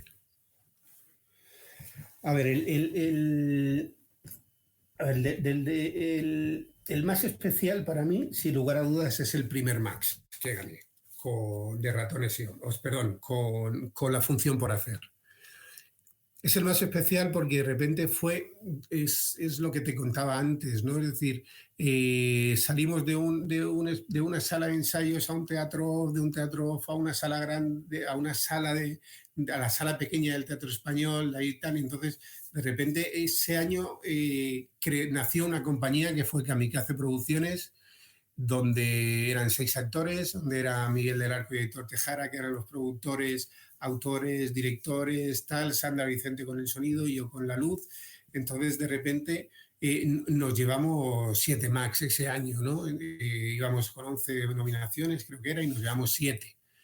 Entonces, yo creo que fue por lo especial que fue, ¿no? Por lo bonito, ¿no? Luego encima fue en Córdoba en un teatro maravilloso, donde me tratan, es decir, yo he tenido la suerte de que como he viajado tanto con la Compañía Nacional de Teatro Clásico y con la Compañía Nacional de Danza, conozco y me conocen casi todos los técnicos de estos teatros que hay en España, ¿no? Y entonces, soy querido y yo los quiero, o sea, porque ha sido. Tú fíjate esa franja de edad de 24 años a 30 o 32 girando continuamente por todos los teatros, volviendo a esos teatros con esa fuerza que te da esa edad, ¿sabes? Es decir, donde conoces las ciudades de noche, no las conoces de día, porque de día estás trabajando y de noche pues estás a lo que estás. Entonces, y luego vuelves por la mañana y sigues rindiendo al mismo nivel de siempre, ¿no? Porque siempre... O sea, si algo me ha caracterizado a mí, ¿no? Es decir, como decía el otro día Juan, decía que he sido capaz de sacarle 36 horas a días de 24, ¿no? Es decir, para poder... O sea, tienes que ser impecable en tu trabajo para poder exigir en tu trabajo. Entonces, me da lo mismo que te acuestes a las 4, a las 5, a las 6, a las 9 de la mañana, tienes que estar consciente de lo que estás haciendo y ser responsable de lo que estás haciendo. Entonces, bueno, hay unas edades donde eso lo puedes hacer, hay otras donde ya no puedes hacerlo, evidentemente. Luego, aparte también, ser iluminador también me ha calmado, porque de la oficina técnica, que simplemente una vez que sales de gira, lo que tienes que tenerlo es todo muy claro y todo muy organizado, pero la función no depende de ti. Ser creador es otra cosa muy distinta. Tienes que sentarte a hablar con el director, tienes que analizar muchas cosas y tienes que hacer muchas cosas. Creo que ya no es compatible ir sin dormir o ir cansado. Es otro mundo completamente distinto, ¿no? Entonces, esa sinergia que surgió con la función por hacer, esa sorpresa que me llevé yo cuando me llamó Aitor Tejada y me dijo que estás nominado a los premios Max, ¿sabes? Pues fue de repente, pues bueno, ha sido mucha alegría, ¿no? ¿Sabes? Y yo creo que ese ha sido el premio más emocionado, más emotivo, ¿no? Para mí. Y Bueno, bueno, no y el solo... primero que me dieron en mi vida, que fue el de las artes escénicas valencianas por el Cuarto Paso, que fue por un espectáculo que hicimos en la sala, en el Altre Espai, la antigua sala MoMA de Valencia, donde eran 4 espacios distintos que funcionaban con 3 monólogos a la vez. Entonces, bueno, pues era curioso porque los monólogos se separaba la gente cuando entraban, los monólogos tenían que durar 10 minutos porque era lo que tardaban para poder mover a la gente de lado a lado. Entonces, bueno, yo recuerdo que pactamos un efecto en todos los monólogos que era un tomasito que poníamos en el centro, en el suelo, para generar una sombra hacia atrás, y cuando ese foco se encendía, sabía que le quedaba 1 minuto para acabar. Entonces eso hacía que de repente los regidores pudieran mover a la gente de sitio, y luego había un cuarto espacio donde convergían esos 3 monólogos y aparecía un cuarto personaje y ya hacían la función los 4, ¿no? Yo de anécdota de ese espectáculo tengo, por ejemplo, que filtré hasta los cuartos de baño. Los cuartos de baño de la sala estaban filtrados. ¿Ese es el espectáculo? ¿Es el espectáculo más especial que has hecho? No. Ha sido ese fue el más loco, a lo mejor, en mi trabajo, ¿no? Es decir, ¿Y cuál ha sido el más especial? Especiales son todos, porque todos los hago con el mismo cariño, ¿no? Es decir, por ejemplo, de Ratones y Hombres fue un espectáculo brutal. Los espectáculos de circo, ¿sabes? Es decir, yo es que creo que una cosa se hace especial, ¿no? Cuando, bueno, y aunque sea muy ñoño, ¿no? Es decir, yo, pues, coño, a mí me ocurre una cosa. Yo cada vez que por fin estreno un espectáculo, a mí me caen las lágrimas, ¿sabes? Es decir, porque tanto esfuerzo de tanta gente, al final el aplauso yo lo siento como mío, ¿no? Y yo cada vez que salgo a saludar en un estreno, los primeros que le doy la gracia son a mis técnicos, son a mis chicos, ¿no? Es decir, no me puedo olvidar de ellos, ¿no? Unos son especiales por la luz que has hecho, otros son especiales por el cansancio acumulado y por la luz que has hecho, otros son especiales, ¿sabes? Es decir, pues porque no has tenido tiempo, y en 2 días has tenido que hacerlo en la privada y de repente la idea que tienes en la cabeza la has podido mantener, ¿no? Oye, Eso va también muy... Perdona, Dime. en ese, o sea, todos esos trabajos, cuando te los plantean y tú aceptas, ¿cómo empiezas ese proceso creativo? ¿Cómo es tu proceso para crear desde cero? A ver, todos tenemos un director dentro, ¿no? Todos somos directores. Entonces, cuando tú empiezas a leerte un texto, tú te lo imaginas de una forma. Entonces, en tu cabeza, a mí, por ejemplo, en mi caso, me salen ideas, ¿no? Yo tengo ideas que me van entrando ahí en la cabeza y de repente, bueno, pues está. Luego llegas a la primera reunión con dirección, escenografía y tal, ¿no? Te reúnes con todo el equipo y, claro, el director trae una versión que te cuenta y el escenógrafo ya tiene otra idea en la cabeza, que es la que plantea. El escenógrafo empieza a trabajar con el director. Tú de repente, pues bueno, no estás en esos procesos creativos, ya quedas fuera hasta que de repente te presentan la escenografía. Entonces, no tiene nada que ver con lo que tú has pensado nunca, ¿no? No tiene nada que ver, pero sin embargo, sí que sigues viendo sobre esa escenografía, sí que sigues viendo esas imágenes que te han venido a la cabeza, ¿no? Es decir, yo soy una persona que trabajo desde la emoción, o sea, no trabajo desde la realidad, es decir, no veo noche, no veo día. O sea, puedo engañar la noche, puedo engañar el día, pero ¿por qué no puedo hacerlo luminoso? ¿Por qué no puedo hacerlo oscuro el día? Es decir, yo lo que intento transmitir con mi luz siempre es la emoción de las palabras, de lo que me están contando, ¿no? ¿Sabes? Y entonces es como como, bueno, a ver, ¿cómo meto yo esta primera idea que tengo en la cabeza en este espacio, ¿no? A mí me gusta mucho trabajar con calles, me gusta mucho trabajar con luces laterales, es decir, me gusta que la luz de día venga de un día, que la luz de la noche, si la tengo que meter, venga de otro. O sea, me gusta ser asimétrico muchas veces, otras no, ¿sabes? Es decir, no tengo, o sea, de repente es de noche, y dices, vale, bueno, pues de noche como puede ser de día, es lo que me están contando. Porque es de noche como puede ser de día, porque de repente esta escena que estaba de noche fuera la ha metido el director en una casa. Es decir, un escenógrafo te ha puesto un techo, ¿vale? Hay que iluminar. ¿Cómo iluminamos eso? Bueno, pues jugamos a las sombras o me tienes que hacer un hueco aquí. Es decir, vas evolucionando poco a poco. Pero yo en mi caso, cada vez que he intentado separar la primera idea que me ha venido a la mente y lo he intentado cambiar, siempre he vuelto a la primera idea, ¿no? Luego es fundamental, creo, trabajar con un técnico, que a veces puede ser el tuyo, a veces te proponen el técnico porque la compañía lleva un técnico o el productor trabaja con unos técnicos. Yo de todas formas intento llevar siempre el mío, si no sale de sus honorarios, sale de los míos, porque, bueno, yo lo que intento transmitirle al técnico siempre es que entienda la luz de lo que estamos haciendo y por qué entran esos focos o por qué entra ese foco, por qué la luz viene de aquí o viene de allá. O sea, yo quiero que la gente o el técnico entienda que si tiene 200 focos puestos en un sitio y en otro va a tener 50, que entienda lo que va a hacer con esos 50 y que no se noten que nos faltan 150. ¿Sabes? Es decir, a lo mejor incluso hablas con los actores y les dices, mira, este puntual, pues te vas a tener que venir un poquito más para acá porque no lo puedo tener.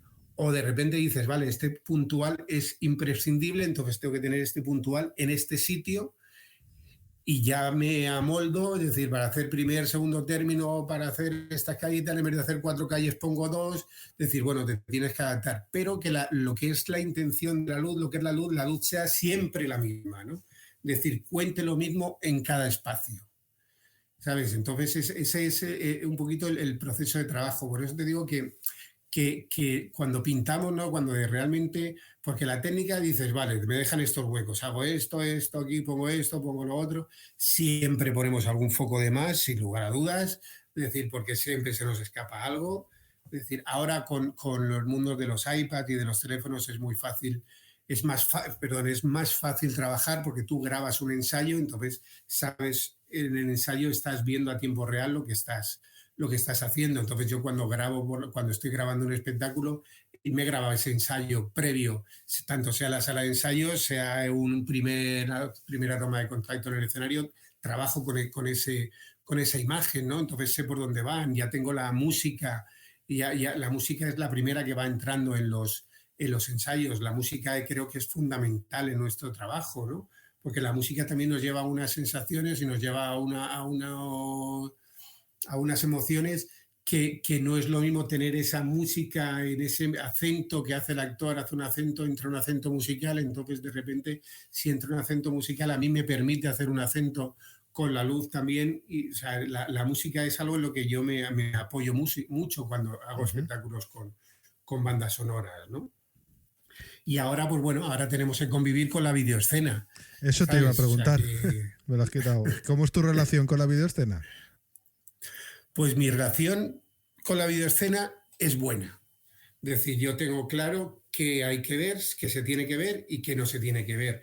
Evidentemente, siempre intentas ir a favor tuyo, pero sabes que hay momentos que no vas a favor tuyo. Entonces, ¿qué haces? Pues no te puedes pelear contra alguien que está haciendo algo a favor de un bien común, ¿no?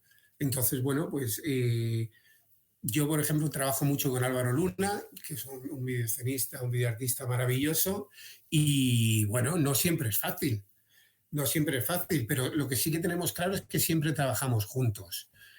Eso quiere decir, por ejemplo, a la hora de que yo estoy haciendo luces, él está probando sus vídeos. Entonces hay momentos que yo le digo, Álvaro, por favor, apaga un momento el vídeo que estoy haciendo. Él apaga el vídeo y hay momentos que me dice, Juanjo, apaga la luz que necesito ver esto. Eso es la parte creativa, porque claro, el vídeo se lo enseña al director y nos lo enseña a todos en una pantalla de ordenador. Pero luego tenemos que verla realmente o sea, qué proyector tenemos, qué piñada y claro, decir... Y os tenéis que integrar también, ¿no? Os tenéis vosotros que integrar. Evidentemente, pero hay muchas veces que dices, mira, yo pienso esto, hay que ver al actor y yo necesito esta luz para que se vea al actor. Tú quieres ver tu vídeo. Ahora, la decisión es del director, que el director decida. Es decir, pues si el director quiere ver al actor, tengo que tener esta luz y yo me como tu vídeo. ¿Qué ocurre? Por ejemplo, en mi caso, bueno, yo soy muy cuidadoso con el vídeo y muy respetuoso. Es decir, yo intento buscar siempre ángulos que no molesten a la pantalla de vídeo o a las pantallas o las proyecciones de vídeo sobre las escenografías, que hay muchas. ¿Cómo? Pues yo creo que es fácil y difícil al mismo tiempo. Es decir, tirando una buena luz de calle, tirando una buena luz alta de calles altas, para poder entrar y no molestar. Es decir, yo, por ejemplo, odio las sombras. Las sombras es algo que, a no ser que las busque yo adrede técnicamente, son algo que no me gusta tener sombras en el escenario. Igual que cuando hay una proyección importante, no me gusta tener ningún haz en medio. Quiero que la proyección sea limpia y que se vea. Eso no quiere decir que siempre lo consigo, porque evidentemente si hay uno de los aliados de la luz, es el humo. El humo y las Hazer son los aliados de la luz, para que la luz tenga textura y para que la luz tenga volumen. ¿Sabes? Eso es la parte escenográfica de la luz, es el humo, o las Hazer en este caso, ¿no? Es decir, pero claro, una Hazer muy potente, pues de repente te está descubriendo un haz mágico del proyector y de repente si tú tienes una contra de botes de pares o tienes una contra lineal trasera justo delante de donde él está proyectando, de repente se convierte eso en una zorrera de humo, de haces y de cosas que te están tapando la proyección, ¿no? Entonces creo que bueno, es un trabajo conjunto que todos, no lo olvidemos, estamos trabajando en el mismo espectáculo, ¿sabes? Y evidentemente hay momentos de tensión con todo el mundo, ¿sabes? Sin lugar a dudas, porque esto no solo el mundo de Yuppie, pero bueno, siempre a favor. Y luego también depende del día que te hayas levantado tú, que te ha levantado el videoescenista, que se ha levantado el director, pues un día es más fácil trabajar con nosotros y otro día es más complicado. ¿Sabes? Bueno, porque somos personas. Y hablando de la calidad de la luz, ahora estamos con las nuevas tecnologías, es decir, ya todos iluminación LED y bueno y más cosas que van saliendo. ¿Cómo gestionas este cambio de color? ¿Cómo gestionas el uso del color con las nuevas tecnologías? A ver, evidentemente se ha cambiado el color, ¿no? Es decir, ahora tenemos más brillo. El mundo del LED nos está dando más brillo. El problema que tenemos con el mundo del LED, a no ser que ya sea el LED este que está evolucionando y que ya se parece más al tungsteno, porque se está trabajando mucho sobre esa base. Y claro, de repente llega un momento que es que hay espectáculos que todos los colores son iguales, porque el azul es el azul LED, el verde es el verde LED, el rojo es el rojo LED, entonces de repente tú trabajas con el LED. A mí me gusta mucho trabajar con LEDs, no lo niego, porque hay espectáculos donde me gusta mucho el brillo, ¿sabes? Y creo que ahora los nuevos aparatos de LED en los que se está trabajando, bueno, pues que es esa única fuente de luz blanca, volvemos otra vez a meter los discos de color, a meter todo ahí, bueno, pues nos está facilitando el trabajo, ¿no? Y sobre todo creo que si antes teníamos un problema con las nuevas tecnologías, que eran los ventiladores, que eran los ruidos, pues todo eso lo estamos ganando, ¿no? Porque ya no hay ruidos. Entonces, bueno, a lo mejor hay que saber valorar las cosas, qué necesitas o qué no necesitas, ¿no? Es decir, el RGB te da un móvil o un mundo LED, o sea, un móvil LED o un móvil de HMI te dan unas ventajas que no te daban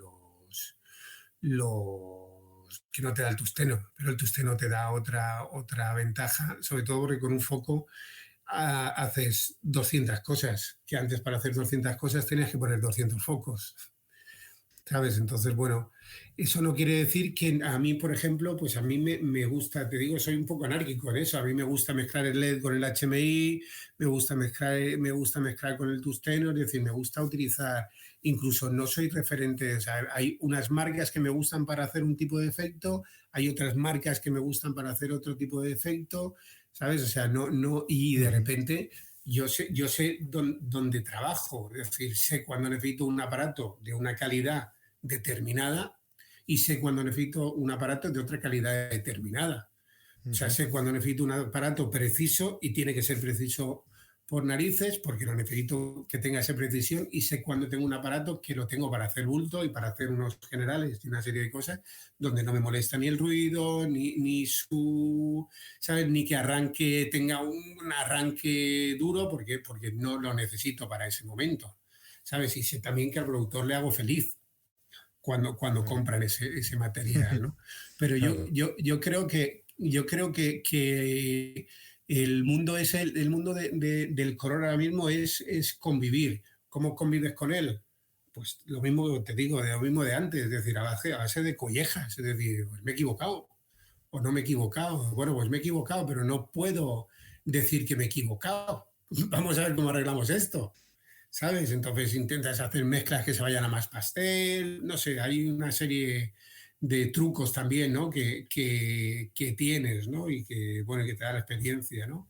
Eso sí, yo sigo siempre que puedo teatralmente, trabajo con mi paleta de colores, de mis filtros, y si puedo meter móviles, pues meto móviles. De hecho, mi último Max, que fue con el curioso incidente del perro a medianoche, estaba hecho con casi todo el espectáculo, porque era un espectáculo muy puntual, de mucho corte, era un espacio único donde se generaban miles de espacios. Lo hice con 12 móviles, con 12 móviles de LED. O sea que no... La crisis te pilló en alguna obra especial. Has dicho que te ibas a París a presentar el circo, Mira, pero esta crisis pandémica sí. me ha suspendido todo el año de trabajo. O sea, O con sea que eso te lo digo todo. tenías planificado todo. Tenías Es planificado todo. decir, hace 2 semanas tenía 2 estrenos en el Teatro Español y en el teatro y en las Naves del Matadero. Tenía un estreno en el Teatro de la Comedia que ya estábamos para estrenar y nos lo suspendieron cuando íbamos a empezar con las previas. Tenía que estar en París con el Cirque de Bern haciendo Circo Los Horrores, el origen. Tenía que estar, ya hoy hubiera estado con Nicolás Fister, hubiéramos estado haciendo Lío Ibiza. Tengo ahí pendiente que no sabemos qué va a pasar, un espectáculo para Mérida, tengo pendiente un espectáculo para Almagro, tengo pendiente un espectáculo Joder. para O sea, tú Sagunto, en un año haces un ¿sabes? montón, tú en un año haces un Ah, montón de obras. ¿Cuántas obras cuántas obras has tenido en cartel a la vez en Madrid? ¿Tú eso lo has calculado alguna vez a la vez, en un momento dado? a ver, yo sí que lo he calculado, porque no nos queda, no tenemos, hombre, tenemos nuestro punto de egocentrismo todos, ¿no? Y de vanidad todos. He llegado a tener 10 espectáculos en cartel en Madrid. Madre mía. ¿Sabes? De todo tipo, es decir, teatro comercial, circo, musicales, teatro de texto, es decir, danza, es decir, de todo, ¿no? Es decir, ha habido momentos que ha coincidido, pero también los espectáculos no es que los estrenes todos en Madrid al mismo tiempo, sino los espectáculos giran y de repente coinciden en Madrid, Sí, sí, claro. ¿sabes? Entonces, claro, entonces, bueno, pues pero sí que he tenido, muchos espectáculos, Oye, pues, ¿sabes? eh, bueno, ¿hay algo que te quede por añadir? ¿Hay algo que quieras, por ejemplo, nos podrías recomendar a alguien para que viniera para entrevistar aquí en el Conector AV? ¿Qué quieres contarnos? A ver, evidentemente lo que me gustaría es que ya de una vez por todas España se considerara que tiene una industria cultural, donde la industria cultural está las artes escénicas, está el cine, es decir, hay mucha gente que vivimos de esto, y no se está teniendo en cuenta en ningún momento, que se regulara el sector de una vez por todas, Es decir, yo creo que tanto los iluminadores como los escenógrafos, ¿sabes? Somos autores. Los figurinistas somos todos autores, creamos nuestras cosas, es decir, no se nos reconoce el trabajo como autor. Es decir, no estamos en el mismo sector o sea, al director de escena tampoco, o sea, solo cobran derechos de autor coreógrafos, músicos y autores, es decir, no autores, o sea, autores, escritores. Guionista. ¿Sabes? Los demás ¿sabes? Los demás no nos consideran autores y creo que hay que dar un paso más en ese sentido, ¿no? Como ocurre en Inglaterra, como ocurre en Francia, es decir, donde ya existe desde hace muchos años, esas figuras existen y esos derechos existen, ¿no? Y esos royalties en Estados Unidos, en todos lados. Es decir, de repente, pues bueno, aquí hay espectáculos que llevan, ya por suerte, nosotros firmamos en nuestros contratos unos derechos de autores por unos años y se vuelven a negociar, pero de repente yo tengo espectáculos donde eso no existía y que todavía están girando. O sea, llevan 10 y 11 temporadas, ¿sabes? Y yo de ahí no veo nada. ¿Sabes? Quiero decirte que, bueno, que es que por muy poquito que sea ¿sabes? Bueno. Bueno, hace nada Daddy, así. desde Daddy se vi un post hace un par de días que fue el Día de la Propiedad Intelectual y ahí quedó la reivindicación. Pues dicho queda y denunciado queda. Oye, ¿a quién nos recomiendas para traer aquí a entrevistar? A Nico ya lo hemos entrevistado, y a Pablo, que también ha salido en esto, sí. ¿De qué sector quieres que sea? Eso tú. Yo a la persona que te recomendaría que entrevistaras, que es la persona más sabia en el mundo de la luz, para mí es mi maestro, es a Juan Gómez Cornejo, que es la persona más interesante para mí, ¿sabes? Dentro de lo que es el mundo de la iluminación. Luego, dentro del mundo de la escenografía, pues evidentemente para mí referentes buenos es Daniel Bianco, actual director del Teatro de la Zarzuela, que es un gran escenógrafo, Paco Azorín, que es otro grandísimo escenógrafo. Dentro de la música, Arnau Vilá, que ha hecho todas las composiciones musicales para Kamikaze. ¿Sabes? Dentro de la videoescena, Álvaro Luna, que para mí es el mejor videoescenista de este país, que ha trabajado con Mario Gas, que ha trabajado con Gerardo Vera, con Luis Pascual, que ha trabajado con todos los grandes. ¿Sabes? Esos son mis referentes y los que te recomendaría que pudieras entrevistar. Muy bien, pues dicho queda y anotado queda para nuestra lista de futuros episodios. Oye, y también un grupo heavy, ya que estamos, que has dicho que te molaba tanto el heavy, recomiéndanos un grupo para que escuchemos algún disco. A ver, mi banda por excelencia han sido siempre los Iron Maiden. Olé. ¿Sabes? Y mira, te voy a contar una anécdota, no con los Maiden, sino con Metallica, que es otra de mis bandas favoritas.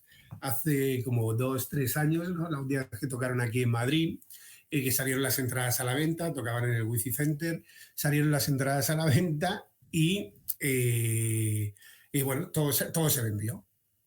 Entonces, bueno, pues un año después, una semana antes del concierto, pues de repente se pusieron unas entradas a la venta.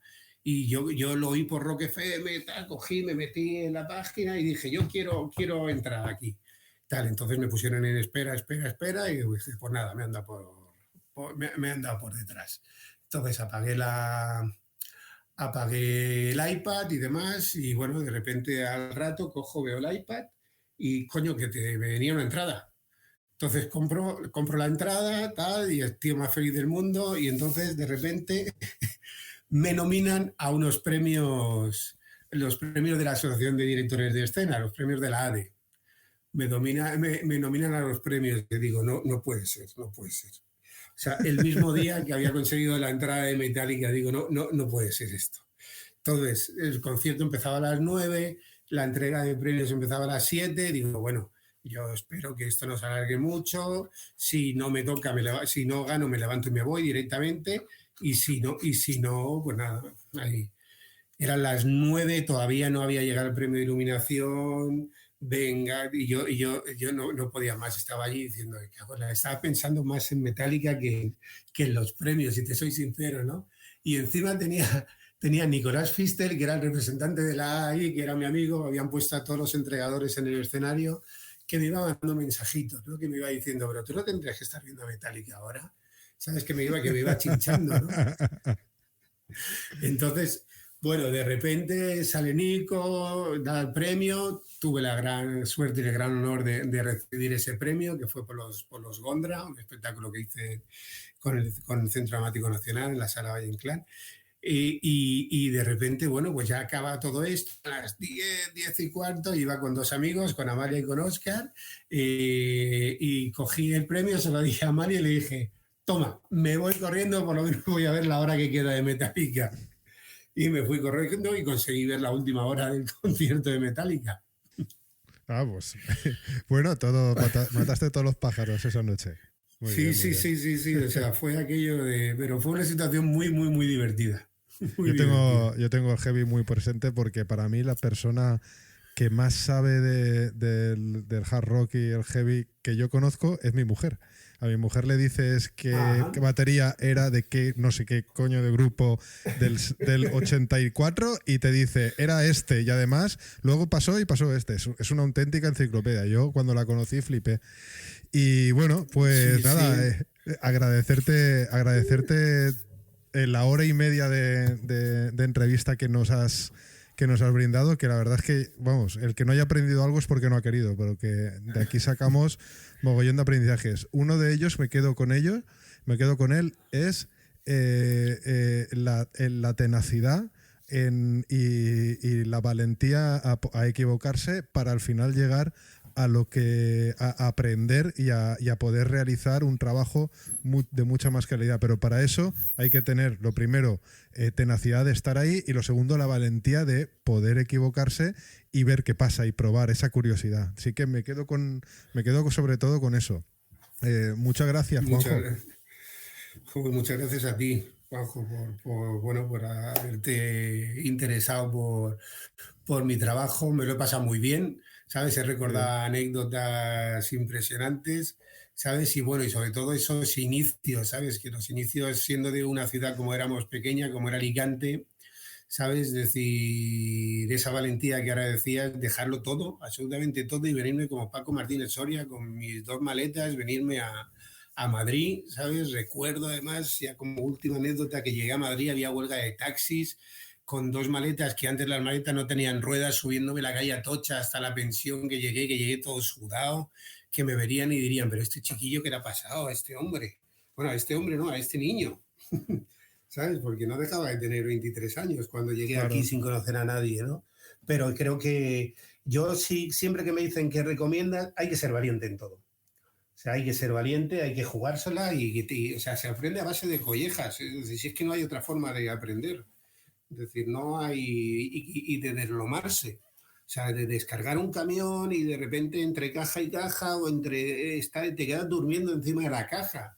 Es decir, yo ya eso, por suerte espero que no... Bueno, no, le sigue ocurriendo a mucha gente. Pero bueno, eso me permite tratar como trato al personal técnico, porque conozco absolutamente toda la profesión. Entonces... creo que es fundamental, ¿no? La valentía es fundamental en este. Si no eres valiente y no te arriesgas, no llegas. Pues dicho queda. Todo dicho, Juanjo, un placer. Nos vemos. Igualmente, nos vemos, Juanjo. Gracias, chao. Y hasta aquí el episodio de hoy con Juanjo Llorens. Espero que te haya gustado. Yo me quedo con el aprendizaje de que con esfuerzo, valentía, tesón y un objetivo claro en la cabeza se puede conseguir, y Juanjo lo ha hecho. Bueno, si te ha gustado el episodio de hoy, no dudes por favor en darle al like o a las estrellas, o darle muchas estrellas en el programa de podcast desde el que estés escuchando, y también que lo compartas si consideras que a otras personas les puede interesar el conector AV, que lo compartas para que cada vez seamos más los que podamos escuchar este tipo de contenido. Y nada, espero volver a estar ahí para que escuches el siguiente episodio. Hasta luego.